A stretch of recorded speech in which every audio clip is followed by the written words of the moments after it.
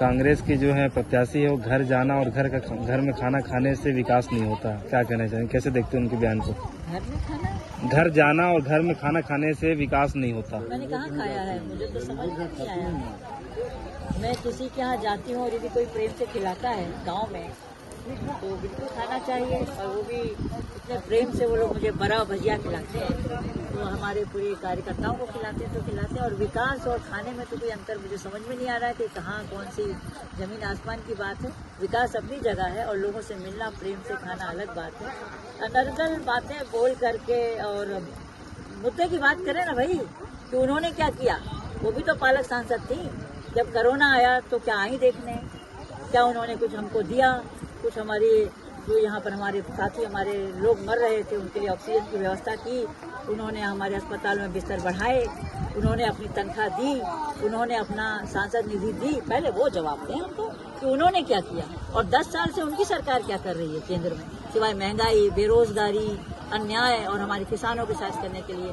यदि मैं भी पूछूं तो मेरे पास भी कई मुद्दे हैं पूछने के, लेकिन मैं शांति पूर्वक अपने लोगों के साथ घूम रही हूँ और लोगों से अपना बात कर रही हूँ।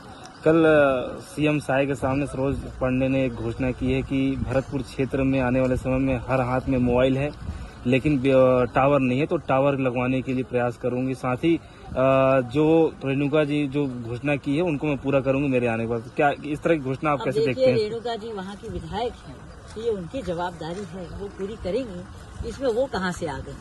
और दूसरी बात ये कि मोबाइल है तो मोबाइल तभी है जब कभी ना कभी टावर तो होगा कहीं ना कहीं, और कोई जरूरी तो नहीं है कि हर एक टावर हो। अब उनके टावर कहाँ लगवाएंगे ये वो जाने, लेकिन हम लोग भी अपने ग्रामीण एरिया में, और मेरे हिसाब से तो कोई ग्रामीण ऐसा नहीं है जिसके पास मोबाइल ना हो, ना चलता हो। तो मुझे तो ऐसा नहीं लगता कि भरतपुर में ऐसा नहीं। एक हिंट कर रही थी उन्होंने कि केजरीवाल के बाद अब बघेल जी का नंबर है, एफआईआर हुई है, अब गिरफ्तारी भी होगी। अब इनका तो ये है कि जिसको पाते हैं उसको अंदर कर देते हैं, जिसको पाते हैं उसको ईडी पहुंचा देते हैं। मुद्दों की बात करें, बेरोजगारी क्यों नहीं हटाई, 30 लाख की जो हमारी वैकेंसीज हैं अभी उसको पूरा क्यों नहीं किया, मोदी जी ने काहे की गारंटी ली थी उसको पूरा करें, किसानों की दुगनी आय करना थी उसकी बात करें।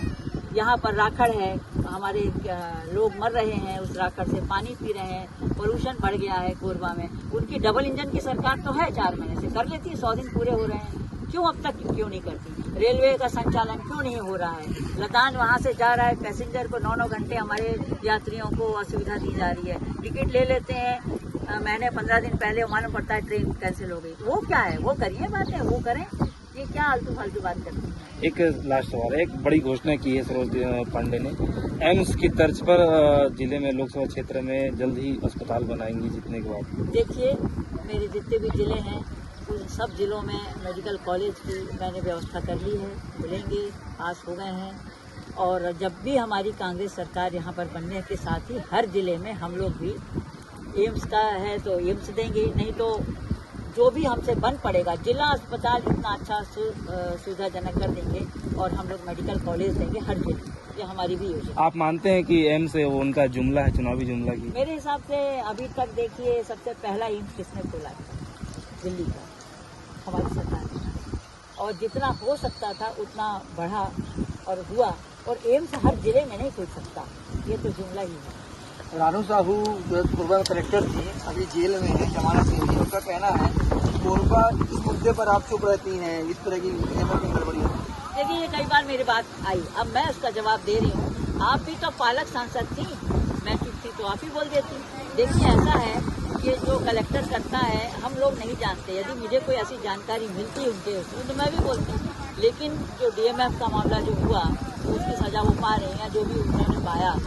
पहले जो भी यहाँ पर गड़बड़ हुई है उसके बारे में मैं तो थी सांसद, लेकिन वो भी तो थी पालक सांसद, और वो तो कई बार उसमें उन्होंने अटेंड भी किया डीएमएफ की, वो बोल देती कि भाई कहाँ गड़बड़ी हुई है। ये फालतू की बातें करना और हमारे क्षेत्रवासियों का ध्यान भटकाने के अलावा मुझे कोई मुद्दा नजर नहीं आता है। Thank you.